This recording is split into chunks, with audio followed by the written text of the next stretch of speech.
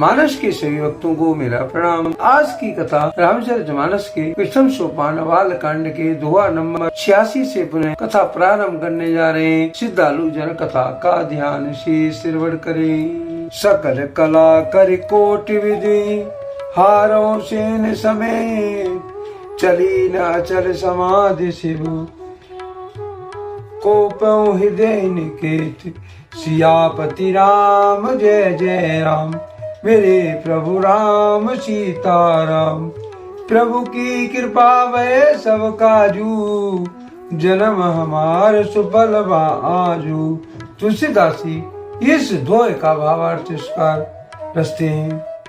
कामदेव अपनी सेना समेत करोड़ों उपाय करके सब कलाओं का उपाय करके हार मानकर थक बैठ गया, पर शिव जी की अचल समाधि भी नहीं टिकी।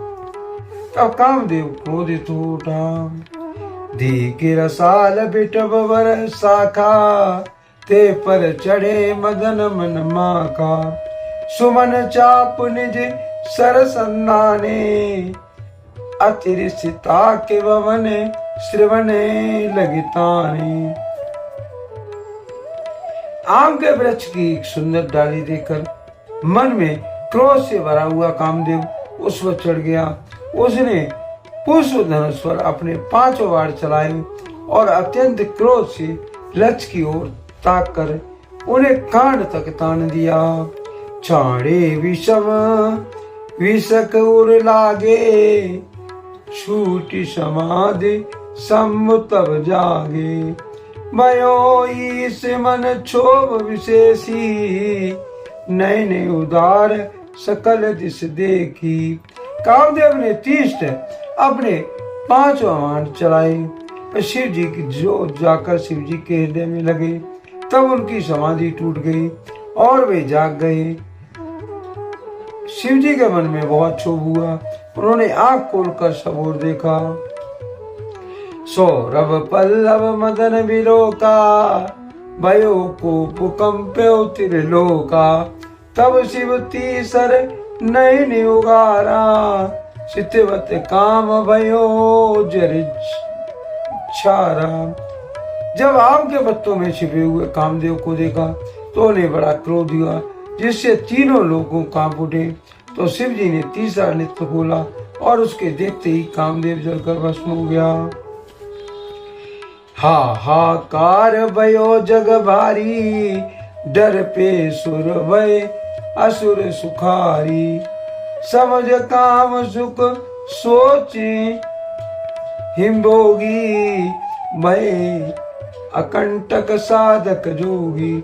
जगत में बड़ा हाहाकार मच गया, देवता भी डर गए, दैत्य सुखी हो गए। भोगी लोग काम सुख को छोड़ याद करके चिंता करने लगे और साधक योग निष्कंटक हो गए। जोगी अकंटक भय पते गति सुनते रति मूर्छिते भई। क्रोधते बदते भाति करुणा करत शंकर पै गई। अति प्रेम कर विधि विधि जोरे कर सन्मुख रही। प्रभु आशुतोष के पाल शिव अबला नृत्य बोले सही। योगी निष्कंटक हो गए। कामदेव की स्त्री रति अपने पति की दशा देखते ही मूर्छित हो गई। रोती चिल्लाती और भांत भांत से करुणा करती हुई और शिव जी के पास गई। अत्यंत प्रेम के साथ उन अनेकों प्रकार से विनती करके हाथ जोड़कर सामने खड़ी हो गई। शीघ्र प्रसन्न होने वाले कृपालु शिव जी अबला असहाय स्त्री को देखकर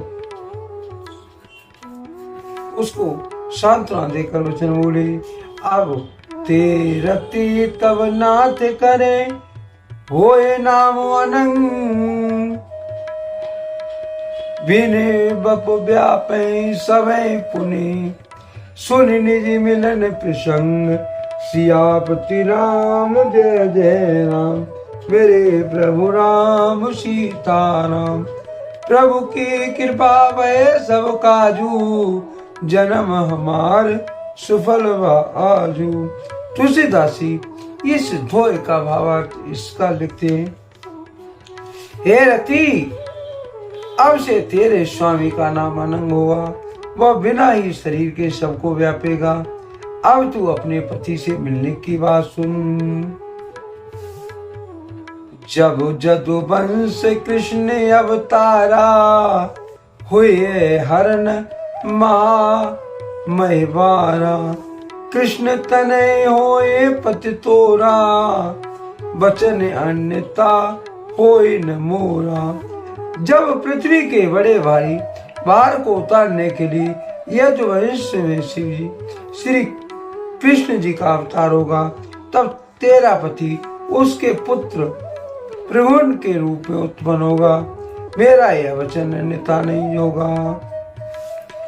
रति गवनी सुन शंकर वाणी, कथा अपर अब कयो बखानी। देव समाचार सब पाए, ब्रह्मादिक वैकुंठ सिनाए। शिव जी के वचन सुनकर रति चली गई। अब दूसरी कथा बखान कर विस्तार से कहता हूँ। ब्रह्मादि देवताओं ने ये सब समाचार सुने तो वैकुंठ को चले। सब सुर विष्णु विरंच समेता, गए जहाँ शिव कृपा निकेता। पृथक पृथक तिन कीन प्रशंसा, भये प्रसन्न चंद्र अवतंसा। फिर वहां से विष्णु और ब्रह्मा जी से सब देवता वहां गए जहाँ कृपा के नाम शिव जी थे। उन सब ने शिव जी की अलग अलग स्तुति की। तब शशि भूषण शिव जी प्रसन्न हो गए। बोले कृपा सिंधु वृष के तू, कयो अमर आए के हेतु। कई विधि तुमो प्रभु अंतर जामी, तदवि भगते वसी विनो स्वामी। हे कृपा के समुद्र शिव जी बोले, हे देवताओं कहिए आप किस लिए आए।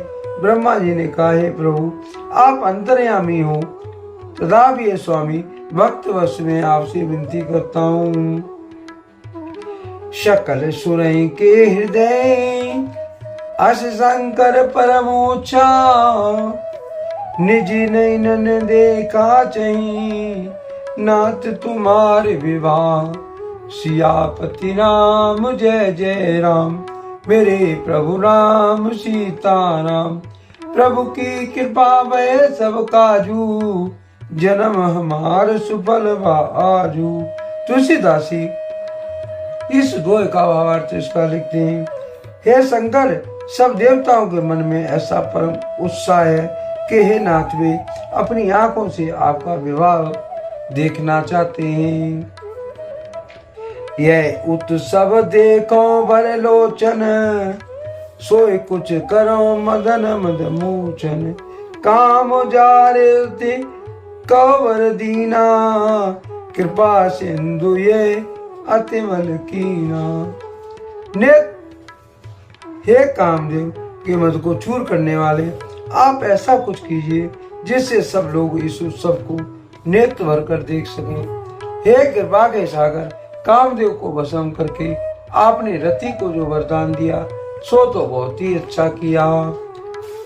सासत्य करे पुण्य करे पसाऊ, नाथ प्रभु कर सहज सुभाऊ। पार्वती तप कीन अपारा, करो तासी अब अंगीकारा।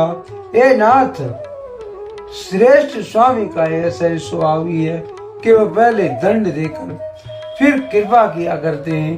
पार्वती ने अपार तप किया है, अब उन्हें अंगीकार कीजिए।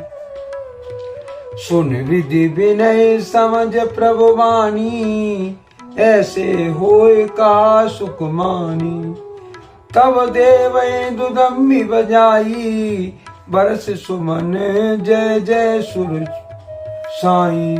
ब्रह्मा जी की प्रार्थना सुनकर और प्रभु श्री रामचंद्र जी के वचनों को याद करके शिव जी ने प्रसन्नता पूर्वक कहा, ऐसा ही होगा। तब देवताओं ने नगाड़े बजाए और फूलों की वर्षा करके जय हो, देवताओं के स्वामी की जय हो, ऐसा कहने लगे। अब सर जान सप्तऋषि आए, तुरत ही विधि गिर भवन पठाए। प्रथम गए जय रही भवानी, बोली मधुर वचन छलसानी। उचित अवसर पर जानकर सप्तऋषि आए और ब्रह्मा जी ने तुरंत ही उन्हें हिमांचल के घर भेज दिया।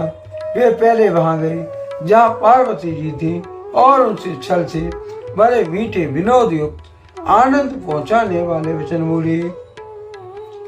कहा हमार न सुनहु तब नारद के उपदेश, अब वा झूठ तुम्हारपन जारो काम महेश।